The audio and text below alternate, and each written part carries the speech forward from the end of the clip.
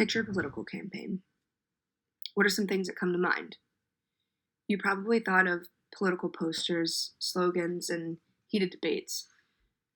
You probably didn't think of the roles that first ladies and wives play in campaigns. The reality is that these women play a humongous role in the nomination convention phase of elections through surrogate speeches by emphasizing identification among voters, humanizing their husbands, and showcasing the rhetorical first lady, which is increasingly more important over the past years.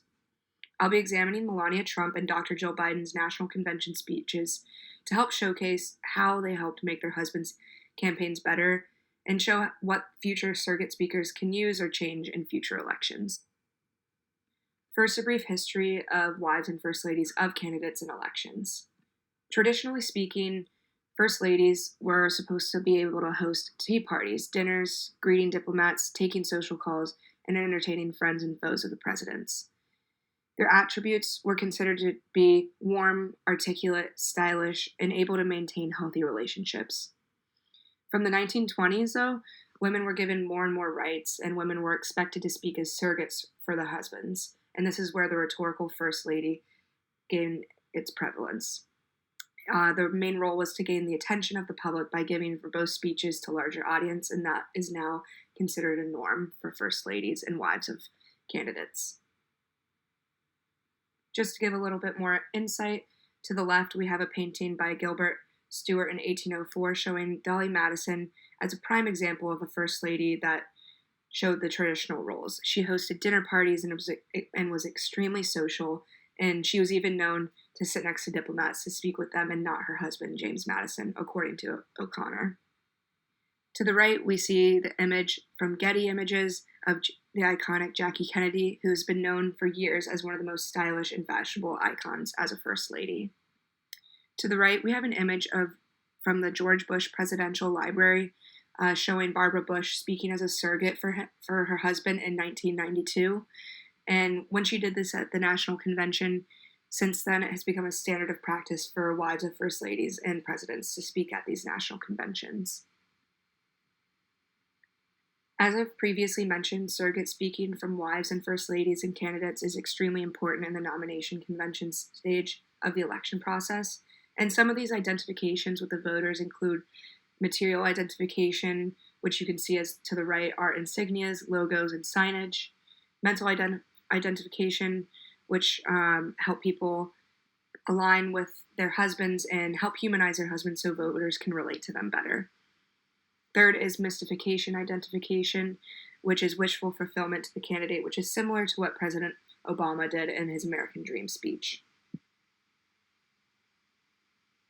As you can see from this image from Getty Images, Melania Trump's speech was done in the traditional manner. She was at a podium with a live audience that was social distanced, and in her speech, she showcased herself as a rhetorical first lady by giving tons of eye contact to the audience through her language that she used and even subtle humor with appropriate pauses and laughs for the audience. It's clear that in her speech, her main goal was to create mental identification for herself and her husband. Some examples of this are in the quote, "My husband's administration will not stop fighting until there is an effective treatment or vaccine available for everyone," which is appropriate because COVID was at its peak at this point, and that connected to the audience. She also does this when recalling his actions to help end religious persecution at a recent UN meeting, which was very prominent which was very important for her to mention because this was at the peak of the Black Lives Matter movement and social unrest in the United States. She also connected herself to voters by humanizing herself by speaking often of children and specifically about a story of how she traveled to a hospital in Rome and met with a boy who needed a heart transplant and how inspired she was when she found out that he was saved. Her speech was clearly done to humanize her husband, and from this quote, "Mommy sent Jill to us," really showcased how Joe Biden was able to be a caring father when explaining to his children why Jill was now becoming this mother figure after their mother had passed away. Another quote, "Reading stories, piled up on the couch, rowdy Sunday dinners, and silly arguments, listening to the faint sounds of laughter that would float downstairs as Joe put the kids to bed every night while I studied for grad school or graded papers under the pale yellow kitchen lamp, the dinner dishes waiting in the sink.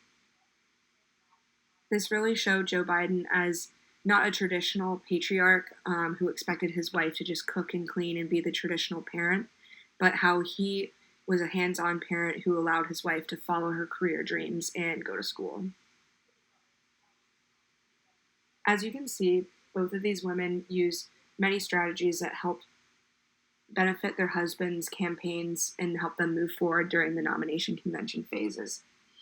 So some things that I think that can be done in the future are these wives and first ladies to use stories that humanize their husbands, similar to what Joe Biden did by telling stories about Joe as a father and a husband rather than just a politician to better connect with their audience.